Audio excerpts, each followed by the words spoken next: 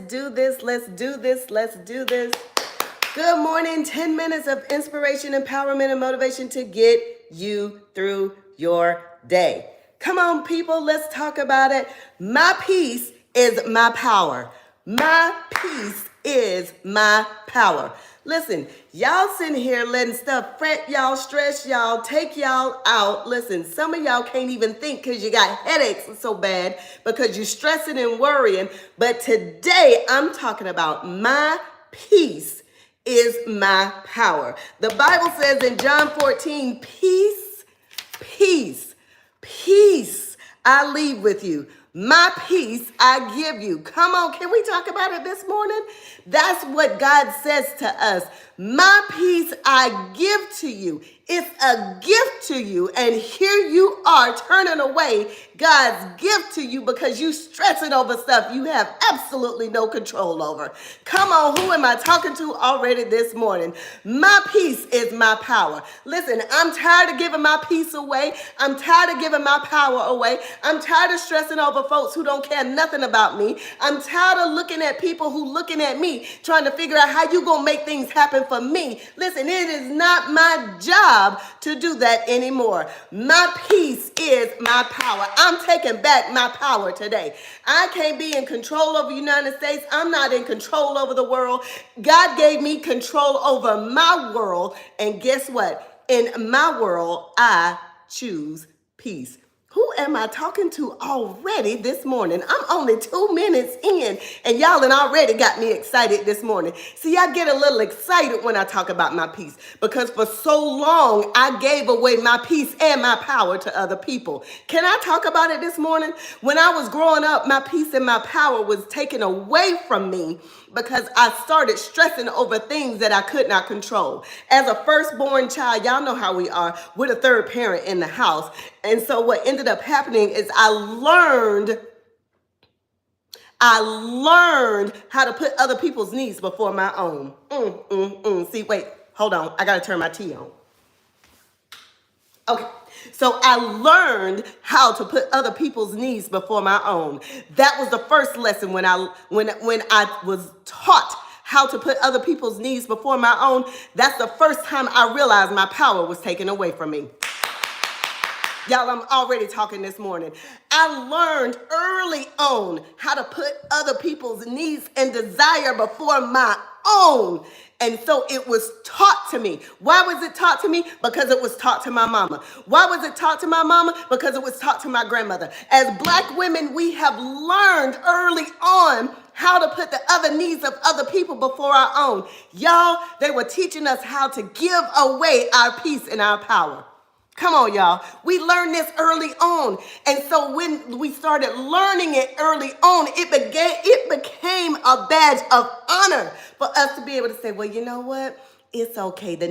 You know what? As long as my kids are taken care of, that's all that matters to me. You lying, sis. That's not true. You learned that. You learned that other people's needs were more important than your own. And so as a result of that, your whole 20s, your whole 30s, and some of your 40s were spent on taking care of other people. And so now here you are in your 50s, sitting in counseling sessions, sitting in coaching sessions, and the very question of what makes you happy, you can't even answer because you don't know yourself. Why? Because you gave away your peace and your power. But after today, you taking it back. Listen, you're going to recognize that my peace and my power matter. Because I got a simple question for you. Is your soul rested, sis? At your very core, is your soul rested? Because here's the thing, you can't have peace and power unless your soul is rested. I'm not talking about going to sleep at night. I'm not talking about kicking up your feet and in front of your fireplace and watching Hallmark on Saturday. I'm talking about at your very core, is your soul rested? Because without peace, you cannot live. You cannot lead, and here more importantly, you cannot love in your power. Here's the thing, without peace, you cannot live, you cannot lead, and you cannot love in your power. See, it takes peace for you to be able to do that. But when you wake up in the morning, as soon as your eyes pop open, you sitting here worried about your kids, your grandkids, you sitting here worried about your job, you sitting here worried about your spouse or your significant other. Listen, that ain't peace. The Bible says, peace I leave with you. Leave. God left it for us. Let me say this. God gives you peace, but what are you doing with it? He gave you that gift, but who did you give it to? He left it for you. But here you are trying to show up for this person, that person, and everybody else, and you have no peace. Here's the thing. Your child calls and says, can you take care of the kids today? In your soul of souls, you want to say no. But because you've been trained to put everybody else's needs above your own, you say yes. Here's the problem. You don't want to take care of your grandkids today. You got other things you need to do. But you say yes. You putting your peace, somebody else's peace, above your peace. God says, I gave you peace. And because he gave it to you, here's the thing. You get to choose what you do with it. But some of y'all have chosen to give it away. So I guess instead of saying my peace is my power, I guess I should have said, are you holding on to your peace? Because some of y'all have given your peace away. You have given your peace away. But that's okay, because today I'm giving you 3 ways to get your peace back. 3 ways to get your peace back in midlife. Can we talk about it? Y'all, I got 3 more minutes. Here we go. Here's the first one. You got to put up some spiritual boundaries, sis. I know. For some of y'all ain't got no boundaries at all. But that's okay. After this morning, you're going to have some. You've got to put up some spiritual boundaries. Listen, you got to guard your heart. You got to guard your mind. And you got to guard your energy. Let me say that one more time. You got to guard your heart. You got to guard your mind. And you got to guard your energy. Listen, everybody should not have access to you. In the Bible, remember, when the priests went into the temple, there were the outer courts, there were the inner courts, and there were the holy of holies. Listen, stop letting everybody into your holy of holies. Not everybody deserves to be there. Not everybody needs to be there. You've got to protect your peace. Only certain people, only certain priests, certain level of priests were allowed into the holy of holies. Listen, you've got to be more guarded with your time. You've got to be more guarded with your mind, and you got to be more guarded with your energy. That's the first way you get your peace back. Here's the second way that you get your peace back in midlife. You got to simplify your space, sis. Let me say that one more time. You got to simplify your space, sis. Listen, you got to clean up, you got to declutter, and you got to open up your space. Some of y'all houses look like a mausoleum to your children. Let me say that one more time. Some of y'all houses look like a mausoleum to your children. You got, listen, your grown kids got their room. Your grown kids got stuff in their closet from childhood.